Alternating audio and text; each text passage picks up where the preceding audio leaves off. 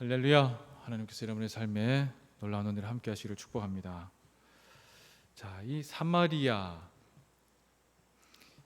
이스라엘 지형의 제일 위쪽에는 갈릴리 나사렛 쪽이 있고, 중간에 사마리아 있고, 그 다음에 예루살렘에 있는 유대가 있습니다. 그래서 갈릴리, 사마리아, 유대 이렇게 되어 있는데, 이 오른쪽에는 요단강이 있죠. 요단강 오른편은 이방 땅이고, 왼쪽이 유대 예루살렘 이어지는 이스라엘의 땅이라 할 수 있는데, 당시 갈릴리에 있는 사람들이 예루살렘에 가려고 한다면 위에서부터 쭉 내려오면 될 것 같은데, 그렇게 하지 않고 요단강을 건너가서 내려와서 다시 유대 땅으로 건너왔었어요. 사마리아 땅을 지나가지 않았던 겁니다.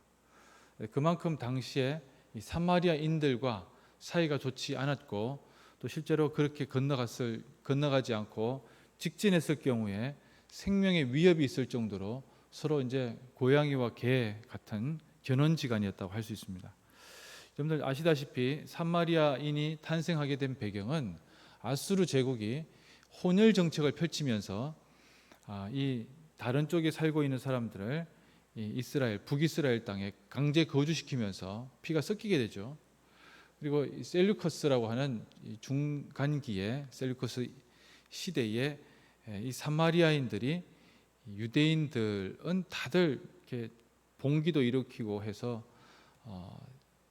이 셀류커스의 종교 압제 정책에 대해서 항거했는데, 사마리아인들은 그냥 이방인들이 따르는 대로 우상을 섬기고 했었습니다. 그래서 유대인들이 보기에는 쟤들은 피의 순수성도 없고 신앙적으로도 문제가 많다, 이렇게 해서 아주 배척하고 서로 간에 그런 얘기들을 하지 않는 상황이었습니다. 자, 그런데 예수님께서는 아수르에 의해서 이 사마리아인 혼혈족이 된 바로 이들을 800년 만에 찾아가신 거예요, 공식적으로. 그래서 이 사마리아 중에서도 이제 수가성이라고 위쪽에 한 26km쯤 있는 고성에 찾아갔는데, 옛날엔 여기를 세겜이라고 했습니다. 세겜 하면은 구약의 야곱이 이 세겜에서 땅을 샀던 그런 부분이기도 하고, 요셉이 묻힌 곳이 바로 세겜이죠. 유수 깊은 곳이기도 합니다. 자, 이곳에 예수님께서 찾아가셔서 대낮에 쭉 올라가시니까 거기에 이 수가성이 있었고, 한낮입니다. 12시에 햇볕이 쨍쨍 내리쬐는 데서 걸으시니까 당연히 목이 마르시겠죠. 그리고 제자들은 또 배도 고픈 상황이니까 사마리아 마을에 빵을 구하러 갑니다. 제가 보기에는 빵을 구하러 간 것도 좀 독특하긴 해요. 그렇지 않습니까? 그 이방 땅에서 유대인이라고 이렇게 딱 보면 유대인 같이 생긴 사람, 생긴 길이라기보다는 외양이나 옷이나 이런 것이 다 유대인인데 빵을 구할 수 있을 것인가? 하여튼 예수님께서는 제자들에게도 상당히 어려운 도전 과제를 주셨고, 예수님 본인도 상당히 어려운 도전 과제를 행하고 계십니다. 왜? 수가성에 살고 있는 한 여인을 그 시간에 만나러 갔기 때문에 그렇습니다. 자, 이 여인은 여러분들 잘 아시다시피 남편이 5번 결혼하고 6번째 남편하고 살고 있는 여인입니다. 어떤 여인인지 알 수가 없어요. 그러나 이 여인의 삶이 기구하다는 것만큼은 분명한 것 같습니다. 왜 그런가 하면은 결혼에 실패를 한 거죠. 또는 다르게 표현한다면은 형제가 쫙 있었는데 다 죽었다고도 생각할 수 있고, 여러 가지로 생각해 보지만 결론적으로는 이 여인은 대단히 안타까운 상황에 처해 있습니다. 그리고 남들이 물을 기르러 나오는 시간이 아니죠. 대낮에 물을 안 기르러 나오거든요. 이 더운데 왜 나오겠어요? 선선할 때 나와야 되는데 이 여인은 대낮에 아무도 없는 때에 물을 기르러 홀로 나왔다는 겁니다. 그런데 거기에서 딱 유대인 남자를 만났는데 그 유대인 남자가 자기에게 물을 달라고 하는 거예요. 심지어는 자기가 메고 있는 그 물동이에 그 물을 달라고 하는 것이고, 그 물그릇을 쓰겠다는 겁니다. 아마 이 여인이 놀랐던 것은 유대인 남자가 나에게 말을 걸었다는 것, 첫 번째 놀라는 것이겠죠. 그리고 나에게 물을 달라고 하는 것도 놀라운 것이지만 제일 놀랐던 것은 아마도 자기가 쓰고 있는 이 그릇을 그걸 달라고 했던 것에 훨씬 더 많이 놀랐을 거예요. 왜 그런가 하면은 물 마시는 것은 문제가 안 될 수 있겠지만 사마리아인이 쓰는 그릇을 쓴다고 하는 것은 정결 내에 어긋납니다. 당시 규정상으로 그렇게 못하게 돼 있어요. 아예. 그렇게 되면 이 사람은 복잡한 상황 가운데 얽매이게 됩니다. 여인과 말을 나누는 것은 뭐 그렇다 치더라도 그것은 사회적으로 불명예스러운 것이거든요. 그건 그렇다 치더라도 사마리아 사람이 쓰는 그 그릇을 썼다는 것은 자기가 최소 일주일 동안 부정하게 되는 겁니다. 부정하게 된다는 것은 다른 곳에 격리되어서 살아가야 된다는 겁니다. 자, 이런 상황 가운데 있는데 이 여인에게 예수님께서 물을 달라고 하는 거예요. 그 여인이 당황스러운 거죠. 그래서 대놓고 얘기합니다. 아니, 왜 나한테 물을 달라고 그러냐? 유대인 남자가 나하고 말을 하는 게 말이 안 되는데 왜 달라고 하느냐? 이렇게 얘기를 합니다. 그래서 예수님께서 답하시는 게 뭐예요? 이 두 사람의 얘기를 좀 들어보면 제가 어제도 계속 한참 들어봤는데 맥락이 없어요. 맥락이 없습니다. 뭐 이렇게 어떤 논리를 가지고 가는 게 아니고 사마리아 9절에 보시면 당신은 유대인인데 왜 사마리아 여자인 나한테 물을 달라고 하느냐? 예수님께서도 대답하시죠. 네가 내가 누군지 알고 있었으면 나한테 물을 줬을 텐데 이렇게 얘기를 하는 겁니다.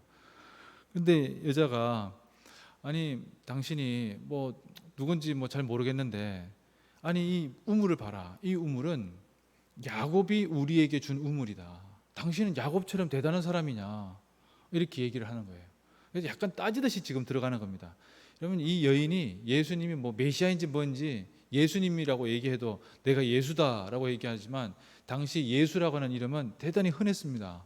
철수하고 똑같은 거예요. 요즘에 철수는 이름이 잘 없지만 아무튼 아주 흔한 사람의 이름이 뭐 그렇다고 해서 메시아인 줄 어떻게 알겠어요?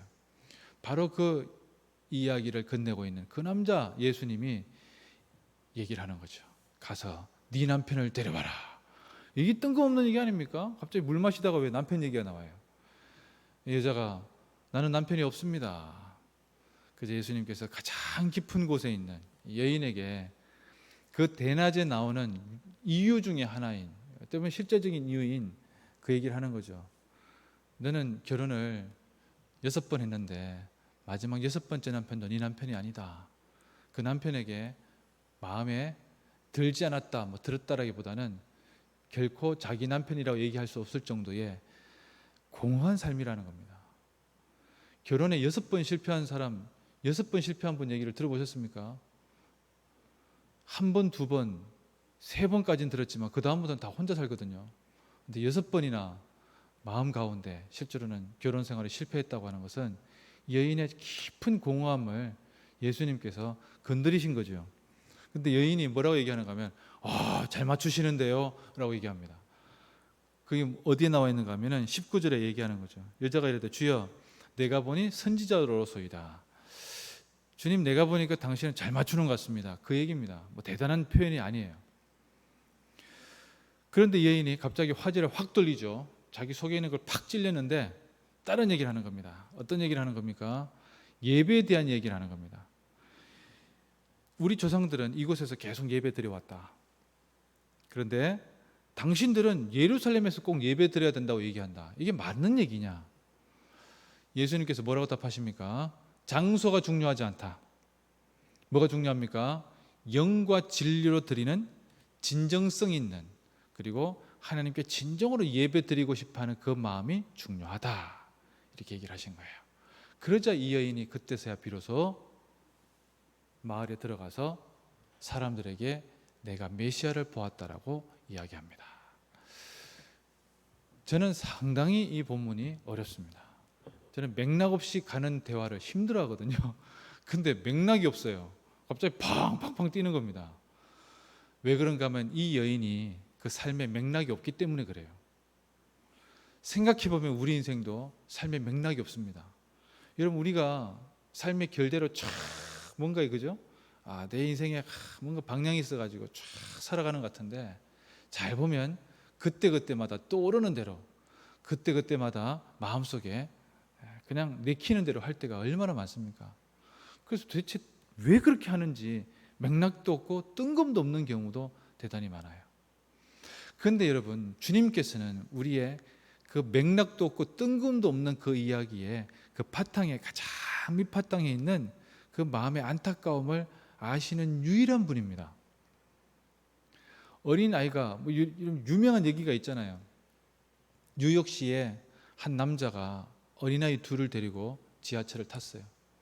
근데 애들이 정말 천방지축입니다. 막 의자 위에 올라가지고 막 제자리 뛰기 방방이를 하는 거죠. 야, 그런데 아버지라고 하는 사람은 그냥 멍 때리고 앉아 있는 거예요.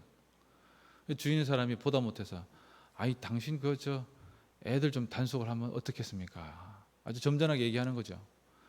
그런데 이 남자가 하는 얘기가 뭡니까? 이해해 달라는 거예요. 뭘 이해해 달라는가 하면은 오늘 이 애들 엄마가 죽어서 이 애들이 어떻게 해야 될지 모르기 때문에 지금 이러고 있는 것이라고. 그 이야기를 들으니까 이 아이들이 천방지축이었던 아이들을 바라보는 눈빛이 완전히 달라진 것이죠. 여러분, 우리가 그 사람의 깊은 내면을 이해할 수 있습니까? 그 깊은 내면을 누가 이해할 수 있습니까? 그 한낮에 나와가지고 물을 길어 나오는 그 여인, 입에서 나오는 대로 막 깊은 것을 건드려도 얘기하지 않고 막 얘기하는, 그러나 다 참을성 있게 그 이야기를 들어주면서 맥락도 없고 뜬금없는 그 이야기를 끝까지 찾아가면서 계속 들어주는 그 예수님의 모습. 여러분, 그 예수님이기 때문에 우리가 예수님을 믿을 수가 있습니다. 사는 성도 여러분, 우리의 삶 속에 그냥 밑도 끝도 없는 얘기를 누구한테 하고 싶습니까? 실제로는 남편이든 아내든 밑도 끝도 없는 얘기하면 당신 오늘 왜 그래? 라고 얘기를 들을 거예요. 그러나 여러분, 예수님은 우리의 그 밑도 끝도 없는 얘기를 듣고 싶어 하시고, 그리고 우리의 가장 바닥에 있는 그 안타까운 마음도 다 이해하시면서 들어주는 유일한 분이십니다. 여러분, 이 분에게 우리가 우리의 마음을 맡길 수가 있습니다. 이분에게 우리의 마음을 맡기는 오늘 하루가 또 되도록 합시다.